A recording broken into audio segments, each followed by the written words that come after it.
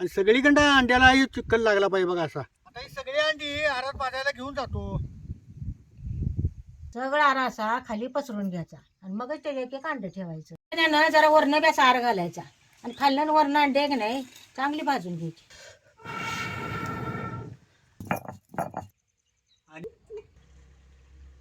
एक चमचा मोहरी टाकायची, अर्धा चमचा हळद बी टाकायची, चटणी टाकतो. काही पाट्या वाटल्यावर सौदा त्यात घालायचा. आता ही अंडी ह्याच्यात सोडून घ्यायची. आता ह्याच्यात जरा कसुरी मेथी घालायची.